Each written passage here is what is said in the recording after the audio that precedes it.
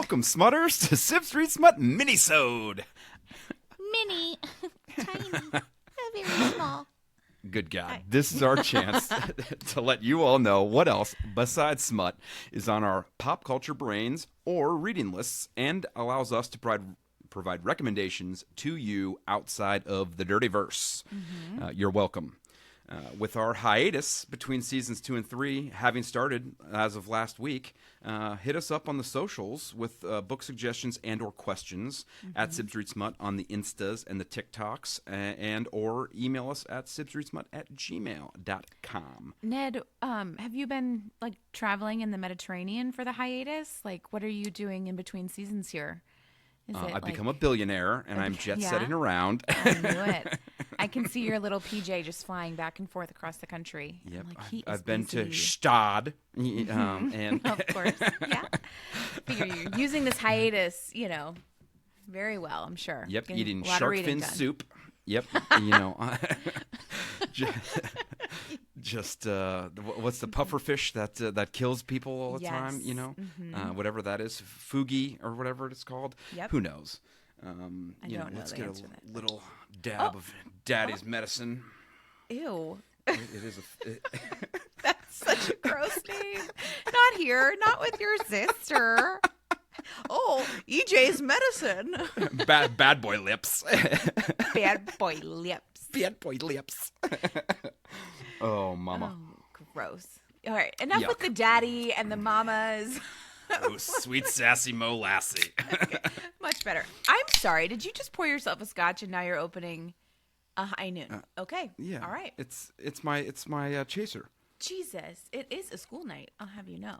Yeah, Steelers play tomorrow. I'm getting warmed up. Preseason. Carry on.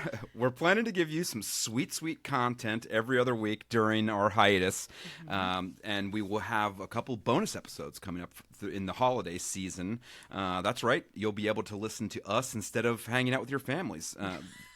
Ode to joy. Go smut. For the record, our family won't hang out with us on the podcast. Well, our parents at least won't. I tried to get them to come on in the finale, and they were like, no, we'd rather go to bed. So just for the record, you can skip hanging out with your family to listen to us, and our family just won't hang out with us. So, yeah, we'll be here making this because technically it's still family time, exactly.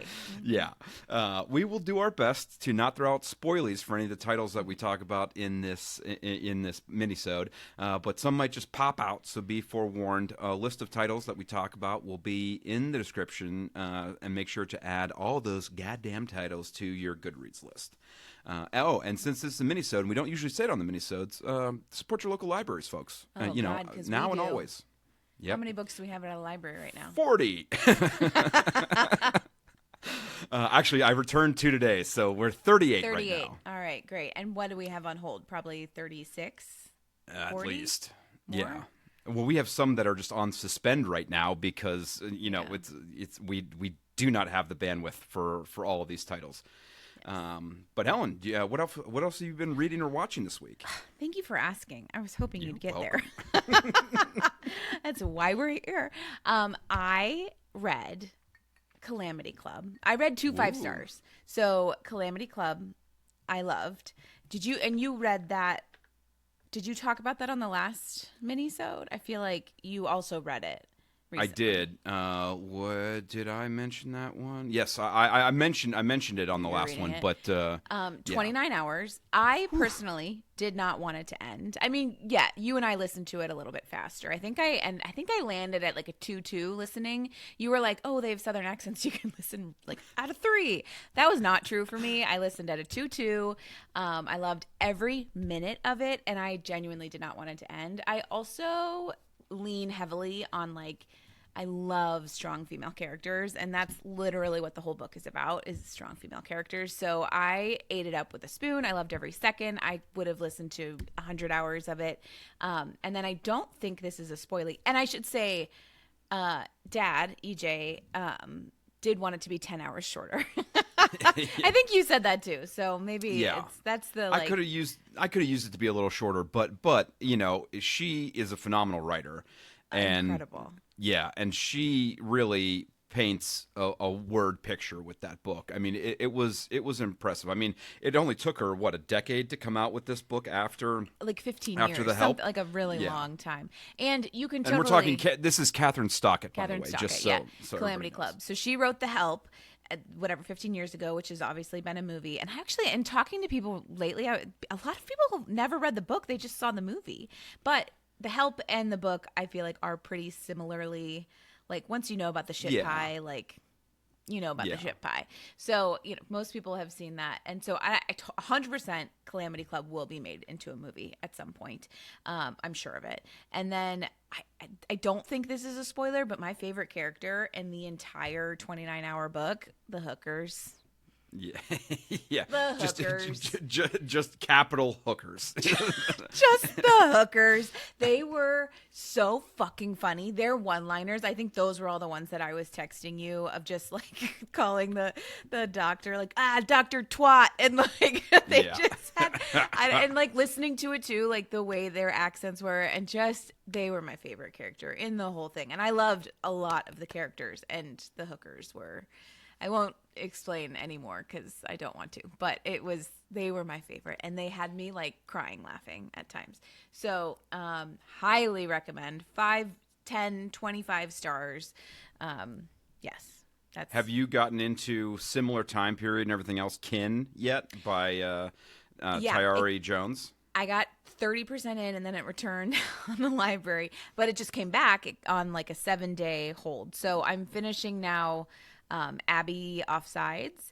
Loving it. I was like, I should try and finish it for the pod tonight, and then I was like, no, I want to savor this one. I'm really enjoying Abby Offsides. And Anna McCallie, Abby Offsides. I enjoyed that a lot too. That's on your list. I think you just read that. That was a 4-star for me as well. I really enjoyed that. It's angling towards a 5 for me. Uh-oh, my dog is barking. Can you hear that? Can you hear Penny? No, not really. I'm being a what? A star whore? Yeah, you're being a 5-star whore. Because you have another 5-star that you need to talk about for this week too. I sure do. This one waffled a little bit between. So this is The Open Era by. I gotta find the. Oh, I didn't read that one. That was the tennis. Yes, Edward Schmit. It's his first novel. This is his premiere debut, called The Open Era, and it's about like the first open male tennis player going to the U.S. Open. And so then he like befriends. You just said open. You mean gay?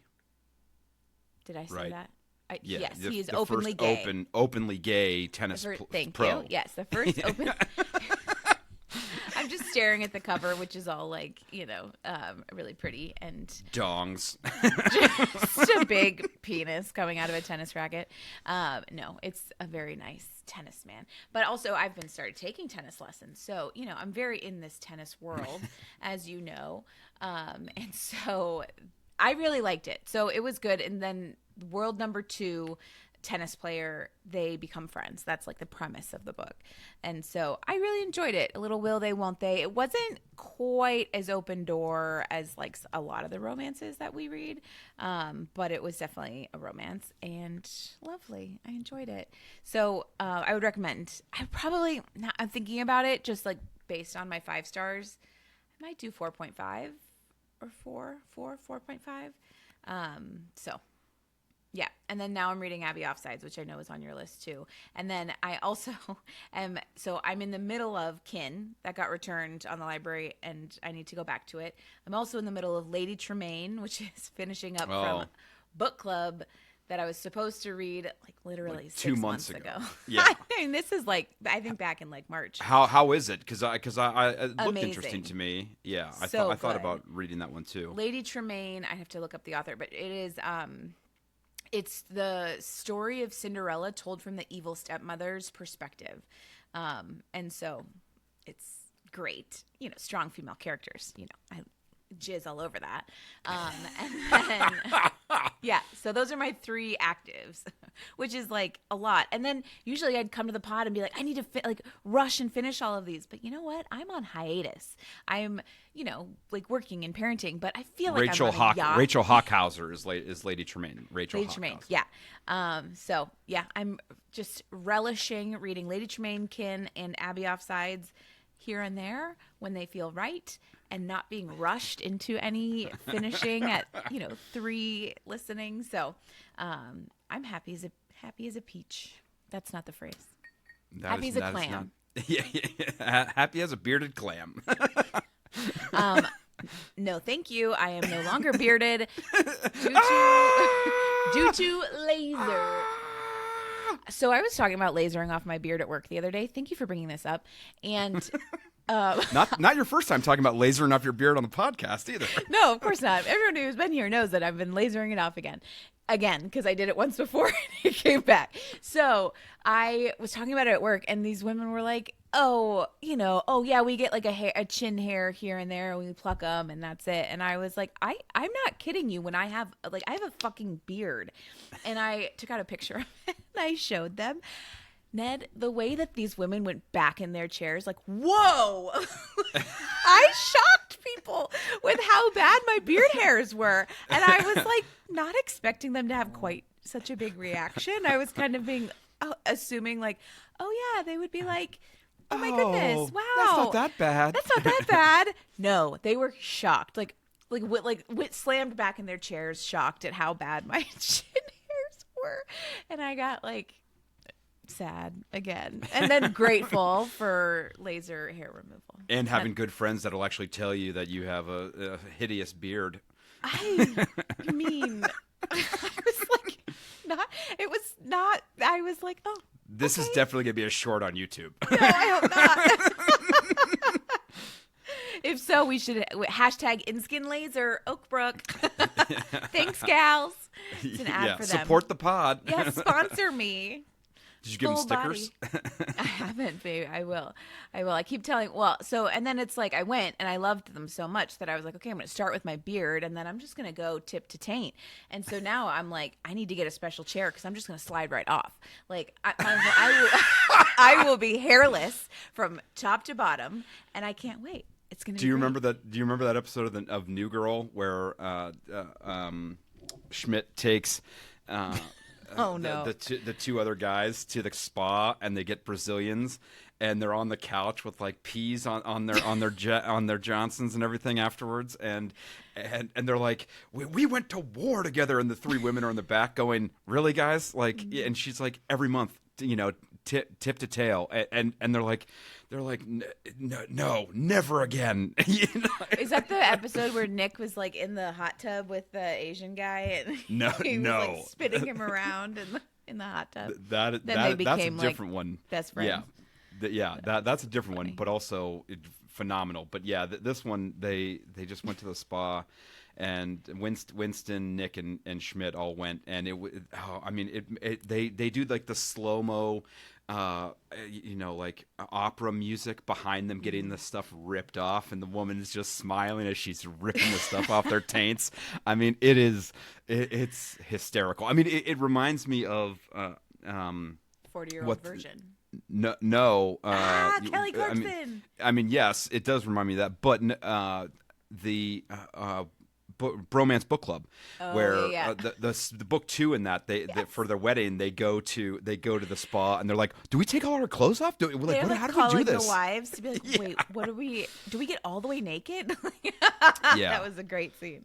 But that's a great episode of New Girl. I've been loving the new season of Ted Lasso. I don't know if you've been. I haven't started it. I'm gonna wait and do it all at once, I think. Yeah, that's one of the series where people talk about it enough where I'm like, I don't want anybody to ruin it for me, so I'm like, all right, fine, I'll watch it as it comes out like some plebe. It's bullshit, and because I'm watching that, I'm like, might as well keep up with Lioness season 3, which is phenomenal, and Reacher season 4, which is great. And I got Mom and Dad hooked on The Rookie now, too. I was going to say, Ned lost his panties when I canceled Hulu. And, she's not kidding. I was very angry. He was pissed. And I did it in like a fit of Form of rage. protest. Form of protest. Who was that for? I don't even remember the protest that I was Kimmel. protesting for Kimmel. So I canceled Hulu. Also, like trying to, pinch pennies over here. So I canceled Hulu, and this disrupted Ned's life in ways that I did not anticipate. He was truly lost. He was a lost man for many, many moons. Yeah. And I missed out on Shoresy and Letterkenny and The Rookie and Justified. I mean, so bad. I mean, he Yeah. really was suffering, and it was worse than most things. There's a lot of rough stuff in this world, but Ned losing Hulu was right at the top there. And then why did Mom and Dad need it? Mom was watching Only Murders in the Building here, so somehow she was watching it here on Disney, maybe? I don't know. And then I don't know how. Maybe we have one of Ben's. Anyway, we have it here, so she was watching Only Murders in the Building here, got home and realized she couldn't watch it in Pittsburgh, and so she was like, shit. So she got Hulu, and Ned's life has turned up. It has just, it's like, all the roses lights have now. turned back on. He's happy. Oh yeah. Mm-hmm. The are you ready for my list of books, Helen? No. I'm sure it's longer than your list of TV shows that you just listed, which was also yeah. a lot, FYI. So, like, I don't know what you've actually been doing. Like, have you actually done anything? Work my job? Yes. Yeah, gone to your job, seen friends, left the house, taken a shit, taken a shower. I don't know. Have you done No. anything besides read and watch TV? I've been like one of those fat people in Wall-E in the chair, just not doing anything. Wall-E. Wally. I've read 3 of the Beth Brower books, the Unselected Journals of Emma M. yeah. Lyon. That's on I've my read list. books 2, 3, and 4, volumes 2, 3, and 4 of They that get series. longer each They one. do, but these ones were still 5 to 3-4 7 hours. hours, and so it wasn't bad. But I'm enjoying that series a lot. She is the one that did the Queen's Gambit, which was I turned didn't into the know great that. TV show. Yeah. I did book 2 of the Jameson Force Security, codenamed Sentinel, by Sawyer Bennett, which is the Pittsburgh Security Force book, which was fun. Is that the one that Dad accidentally read? That No, series? that was the first one in that series, yeah. And I mean, it was good. It was okay. But there's a couple more books in the series that I'll get to eventually. Book 8, the final book in the David Slayton series by Ward Larson, Assassin's Edge, which was a good spy thriller. Always fun. I finally finished the Skyridge Hotshots, the firefighters one with the hunky guy yeah. on the cover that you wanted, which I do all wanna 3 read books have different authors. This one was called Honor by Danielle Baker this time around, and it was. Can I give my toast? Your toast? My toast. Sure. To honor. If you can't come in her, come on her.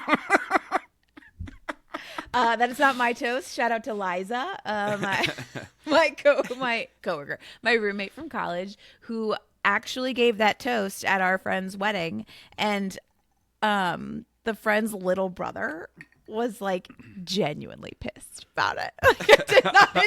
It did not land, and we were all like, "It's Liza, like it's everybody chill," and he was like, "That's my sister."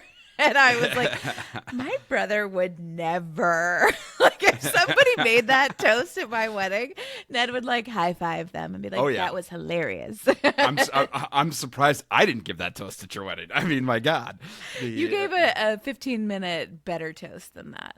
That was pared down. I cut stuff out of that. I was like, I can't monopolize all the time, and I think it was 7 minutes. I got it There down was to no 7 song, minutes. though. You didn't sing anything. And Mom Correct. sang. That's mom. That's Mom's thing. I know. But James Swallow sounds like it should be a dirty book, but it's, It's not. not a dirty book? It's book 7 in the Tom Clancy's Splinter Cell series, Firewall. okay. Another good spy fiction read.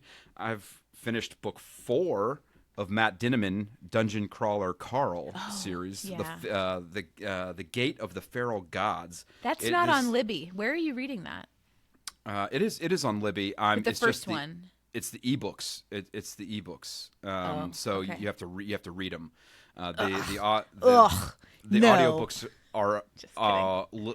are only on Audible. They're so we'd have to Okay. pay for them all, and they're super hot right now, so they're still full They are price hot. and pretty expensive. They are Which, hot right now. yeah.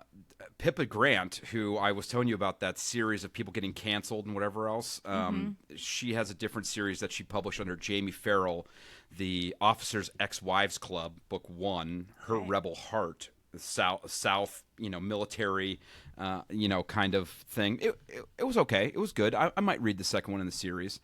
I don't.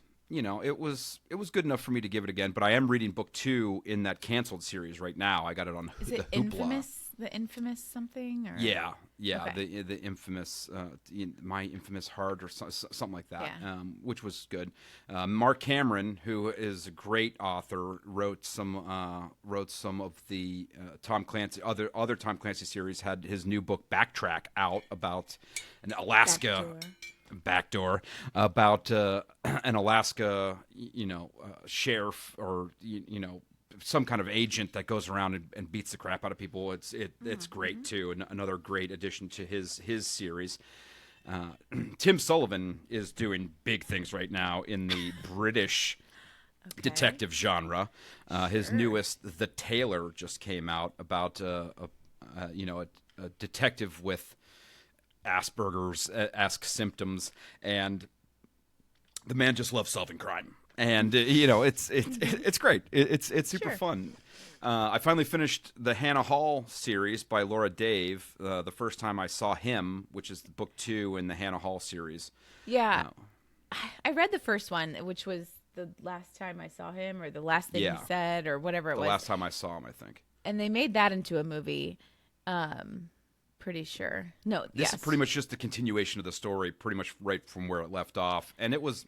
I read the okay. review. Yeah, I don't know if I'm gonna pursue that. I don't know. It was shorter. It was shorter Okay. than the first one, and it kind of just wrapped up all the loose ends. And Yeah. it was fine. Honestly, I was like, the first book was long. It was a good length, and adding this into it would have made that book too long. Yeah. But I don't think this had enough meat on the bones for a full second, showing. And it was like, this could have been. It was in that medium length of like, it could have been a better novella and shorter, or it could have, or you need more story and make it a full length book. And so, it was good, and I wanted to know how the story ended because the first one ends on a cliffhanger. So I was like, hey, got to get it in, and They'll then make it into a movie. Yeah, and then this morning I finished Empire of the Vampire. This ain't your tweens vampires. These are like badass. I'm gonna cut your head off. It's not like Edward Cullen or correct. Twilight. They're not sparkly, although they do glow with the light of God, and cut people's heads off and stuff. Jesus. It's pretty intense. It's a 3-book series. That's Jay Kristoff. Who did that, and it was good. I already downloaded book 2 in the series, but it's another 30-hour read. I mean, this is, it's a long one, but You have to really like vampires to read 30 hours of a book. I like the fantasy genre and how they tell and how they spin a yarn, and it was good, and so I'm like, okay, I also have, I just rented it today, so I have 17 other books to get to before I get to that on our list. So it'll be next month. Can you just tell me the number of books that you've read in the last 2 weeks? 3, 4, 5, 6, 7, 8, 9, 10, 11, 12, 13, 14, 15. 15. Yeah. Jesus. Because it's been about 2 weeks since we recorded the last one, so yeah, I've 15 books. I mean, and not all like of these over a book a day. Yeah, but not all of these books are 27 hours long. I mean, some of these are not like 6 3 hours long. Yeah, but some of these are. Well, I mean, they're 3 hours to me when I'm listening at two times speed. But yeah, the book 5, which I'm reading right now of the Dungeon Crawler Carl series, is over 1,000 ebook pages long, and I'm like, my God, it's. I've been reading it for 3 days so far, and I think I'm only 20% in. It's a long one. These worlds are getting more and more evolved and in depth, and it's fun. And I'm enjoying the world he paints a lot, and so I'm excited that there's 3 more books that I have in the series too. Have you? I can get you the first one if you want to get hooked on it on Audible with one of my credits. I want to read it. It's on my short list, like my short list. Should I buy it? I mean, should I just get like the book? I mean, you can. I mean, you can also the books. They have 50 copies on the library if you want to read it on your Kindle. I just Googled it today, or I just looked it up on Libby today, and I couldn't find it. I'll try again. I don't need to do it while we're recording. I'll try after this. Yeah. Because we still have to talk. We still have to do our trope debate, and then I put together a list of all of the movies, all of the we have read, all the books that we've read that have become or are becoming movies.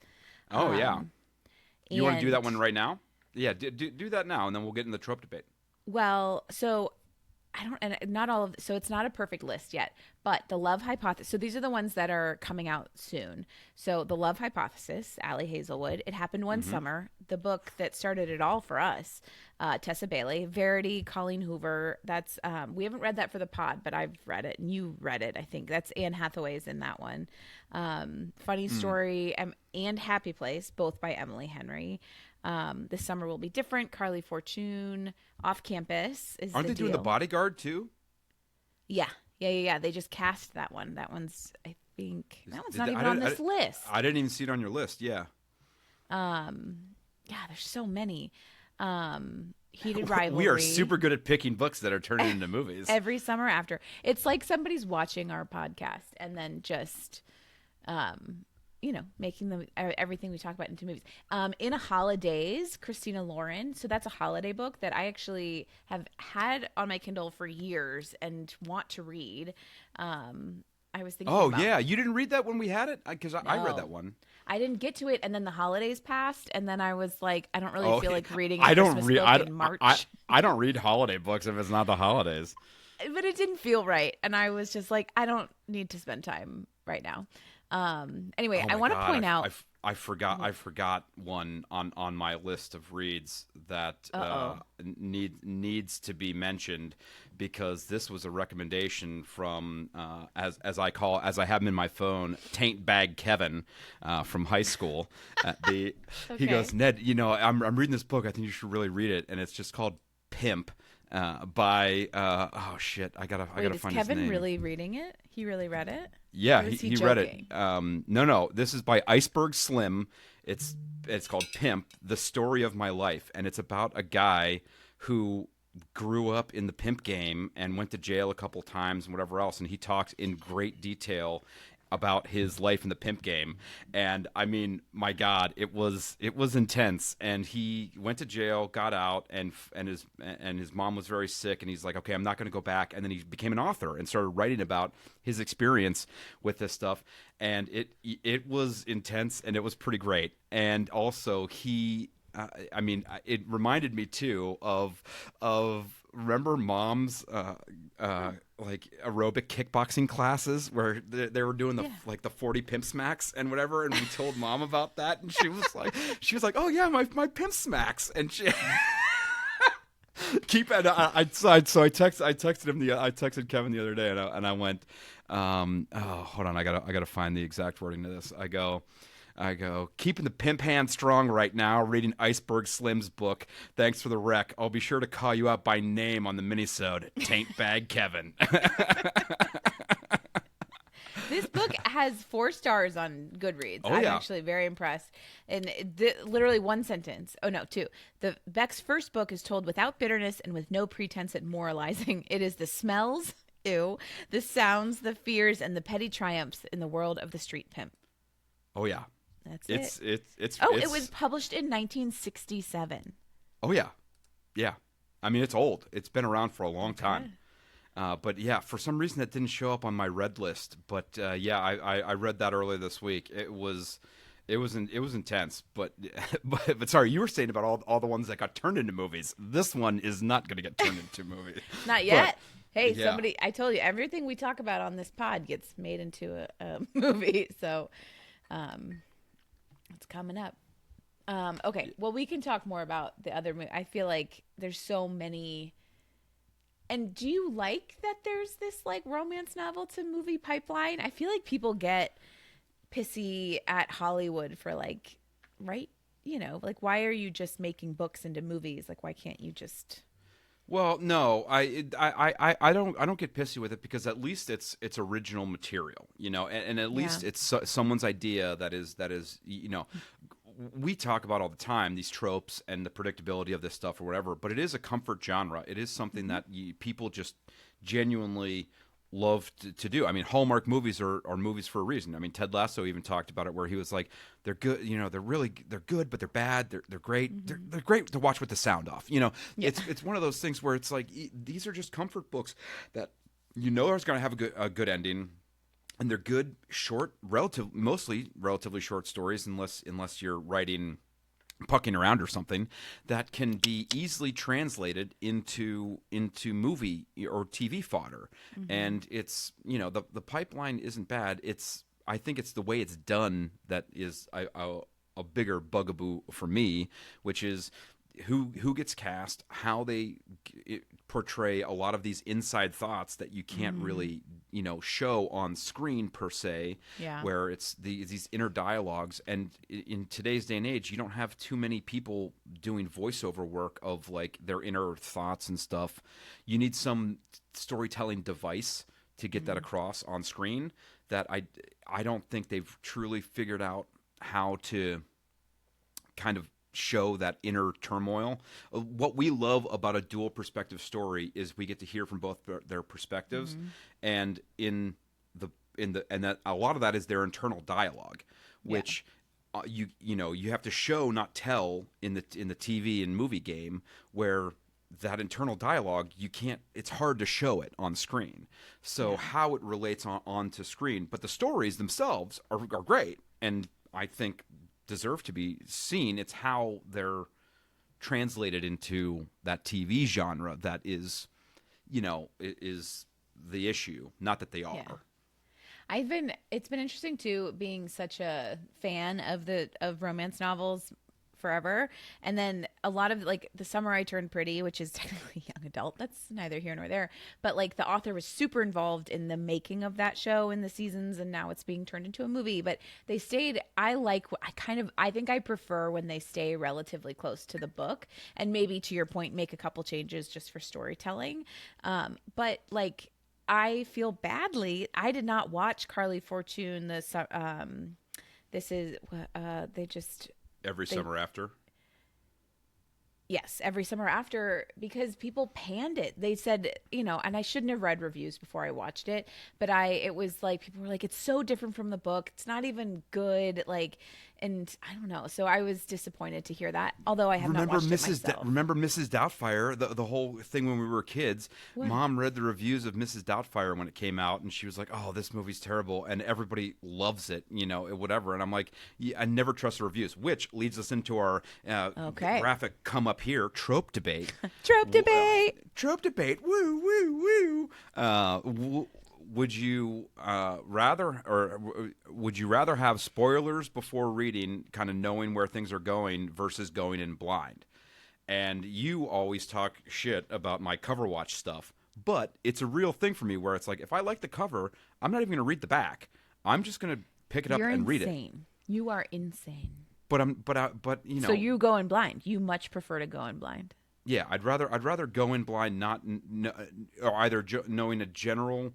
This is a fantasy, or I want to know the genre that we're talking about, but you know, also with specifically the romance stuff, it's, you know, depending on the genre, it's all relatively formulaic. So you're not truly going in, you know, blind. But I was gonna say, I feel like my answer varies a little bit here.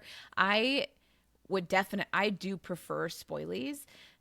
But I feel like if I'm watching like a scary movie or a documentary or things that are like raising my blood pressure, and this drives Ben, my husband, nuts. I am Googling the end. I want to know what happens. And I want all of that ahead of time to like allow my blood pressure to come down so that I'm not like shocked or like horrified, like, scared. Like I don't want to be in that. So obviously then why are you watching it? Because usually Ben is making me. And so, or like I do, I used to be a big murder gal. And I don't know. I just have turned a corner a bit, and I'm taking more of a romance road right now. I was a crime junkie fan. Will listen to every single podcast they ever did. I read all these, I loved true crime, murder, documentaries. For some reason, I loved it when like I lived alone. And now I can't do it. I think And your situational awareness was still so terrible. Listen, you think that my situational awareness, like Kelly, and I won't call out her last name, used to walk home from my place at like 11 midnight in Chicago in the city and like put her headphones in. Yeah. Listen, you think that I don't have awareness? We talked about that on 4th of July. Did I already bring that up? Oh, no, yeah. we talked about it with person. Kelly. And yeah, I told and her husband, you're Jason. an idiot. Oh my God. Listen, she like, you think that I'm bad, but I think that you're excessive and I'm normal. And like, so just for the record, but I want to know the end. 100% want to know every spoiler. I want to know the ending. I want with like scary stuff or true crime or whatever. I want to know what happens. And then with romance, to your point, you kind of know for the most part. And I do like to know the premise of what I'm going into. So I would pick spoilies for sure. I think occasionally I've gone in blind for like books that you've picked or things that I've read that are just like showing up on the library and enjoyed it. I've enjoyed that experience, but in general, I'm a spoily gal. Well, but also it doesn't ruin it for me. I like. But also, to know. we have talked about multiple times about the fact that and you went off this for a while there, but like we usually try to guess the endings of these books and whatever the twists might be, and text each other pretty often while we're reading some of this stuff. Like, oh, the brother's definitely the bad guy, or he's definitely the those secret are more billionaire. Thrillers, and we just don't read the thrillers as much. Yeah, but even so, taking a guess at the end of some of the thrillers that we've read in season, the Lucy scores and whatever else, we definitely have had some of that in there, but yeah, I tend to try to make guesses and predictions more so than what's actually my favorite, reading about it. Knock 'em out. Who wrote that? Was that Lucy Score? Yeah. That's being made into shows or movies or whatever. It got really picked up. Knock 'em out. Yeah. The things we never got over. I think all of them. Yeah. Knock 'em out series. TV. Yes. Amazon Prime Video has officially greenlit a series adaptation of Lucy Score's Things We Never Got Over. So hot right now. It's going to be really hard to get these authors on the podcast to do our little 5-minute interviews with all of them getting TV shows published now. God Emily damn. Henry has 4 that are being made either currently or greenlit into adaptations. Well, anything else fit to print, Smelly? No. Nobody cares what I have to say. None of this was fit to print to start with. Well, you will see it on YouTube and on Spotify and Apple Podcasts. Yep, it'll be in your ear holes. That's right. Well, check out all the books we talked about on this minisode in the description below. We will have the Goodreads links and everything else down there for you. Tune in every other week for the minisodes during our hiatus before season 3 starts in January 2027. Stay smutty. Yeah. Well, and I have to go catch my yacht in the Mediterranean hiatus, as you know, traveling around the world. Yeah, boat girl. Like that's what celebs do during their hiatus in between seasons. They go to Italy. So catch me in France. And the Clunes, and Clunes. Precisely. Mm-hmm. All right, you can hang up now. Out. Stay smutty. Stay smutty.